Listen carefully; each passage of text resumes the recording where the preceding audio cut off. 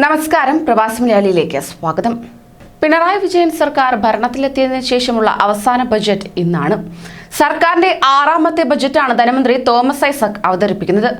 ഏവരെയും പോലെ തന്നെ പ്രതീക്ഷയിലാണ് പ്രവാസ ലോകവും.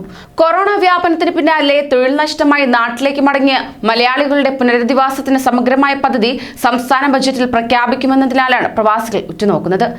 3.5 ലക്ഷത്തിലേറെ പേരാണ് കോവിഡ് പ്രതിസന്ധിയെ തുടർന്ന് പ്രവാസം അവസാനിപ്പിച്ച് ഗൾഫിൽ നിന്നും നാട്ടിലെത്തിയത്. കോവിഡ് കാലത്ത് ഗൾഫിൽ തൊഴിൽ നഷ്ടപ്പെട്ട് നാട്ടിലെത്തിയ ഒരു വലിയ വിഭാഗത്തിന്റെ മുന്നോട്ടുള്ള ജീവിതം പ്രയാസത്തിലായിരിക്കുകയാണ്. ഈ സാഹചര്യത്തിൽ പ്രവാസികൾക്ക് തൊഴിലുറപ്പാക്കുന്ന പദ്ധതികൾ സംസ്ഥാന ബജറ്റിൽ പ്രഖ്യാപനമുണ്ടാകുമെന്ന പ്രതീക്ഷയിലാണ് ഗൾഫ് മലയാളികൾ. തൊഴിൽപരമായ അനിശ്ചിതത്വവും മടക്കവും തുടരവെ പ്രവാസി സമൂഹം കേരള ബജറ്റിൽ ഏറെ പ്രതീക്ഷ അർപ്പിക്കുന്നുണ്ട്.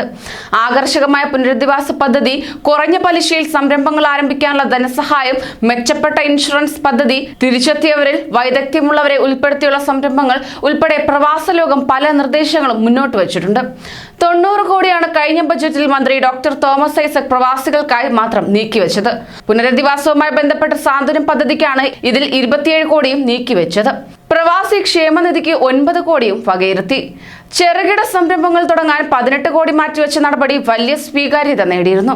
നോർക്ക ബിസിനസ് ഫെസിലിറ്റേഷൻ സെന്ററിന് 2 കോടിയും പ്രവാസി ജോബ് പോർട്ടലിന് 1 കോടിയും നൈപുണ്യ വികസനത്തിന് 2 കോടിയുമാണ് കഴിഞ്ഞ ബജറ്റിൽ അനുവദിച്ചിരുന്നത്.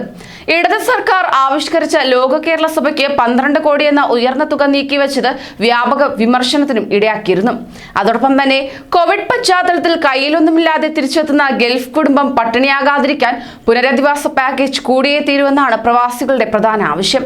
കേരളത്തിലേക്ക് തിരികെ വരുന്ന വിവിധ മേഖലയിലെ വിദഗ്ധരുടെ കഴിവിനെ ഡ്രീം കേരളയിലൂടെ സംസ്ഥാനത്തിന്റെ ഭാവിക്ക് വേണ്ടി ഉപയോഗപ്പെടുത്തുമെന്ന പ്രഖ്യാപനത്തിൽ തോമസ് ഐസക്കിന്റെ ബജറ്റിൽ വ്യക്തതയുണ്ടാവുമെന്നും പ്രവാസികൾ കാത്തിരിക്കുന്നു. കൂടുതൽ പ്രവാസി വാർത്തകൾക്കായി ഈ ചാനൽ സബ്സ്ക്രൈബ് ചെയ്യൂ.